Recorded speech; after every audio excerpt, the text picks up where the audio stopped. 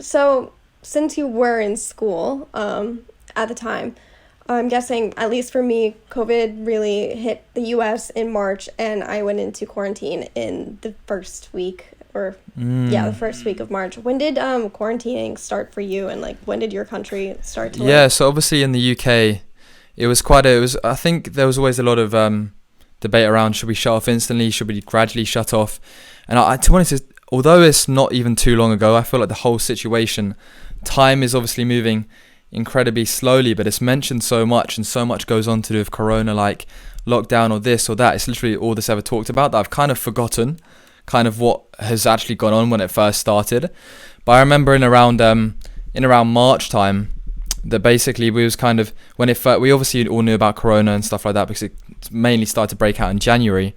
But I think it was towards the end of March or April time that the UK went into official lockdown, and it was a sort of gradual process where slowly and surely at my university when I was staying in York, people were just slowly dropping off, going home. The lectures were still happening and stuff like that, but there was sort of like these small kind of restrictions that started getting introduced. And then prior to the massive lockdown, there was just a flurry of buildings on campus that closed without any real kind of massive prompt or massive explanation other than corona. They didn't really say, oh hey, like corona's getting a really big thing, we're gonna have to close them. They just sort of closed them. And then I remember one weekend on a Friday, without again any knowledge that the UK was going into lockdown, the main campus library closed, and there wasn't too many people left on campus because I think quite a few people had gone home and stuff. But we walked into the library and there was this sign on the whiteboard saying the library's closed this weekend until further notice. And obviously when you're a third year and you're doing exams, you're like, wait, why is the library closing? Because I think everyone was still fairly naive to what was going on and how serious it would turn out to be. And pretty much that weekend, news came out that Boris Johnson, our PM of the UK, was going to make an announcement on TV.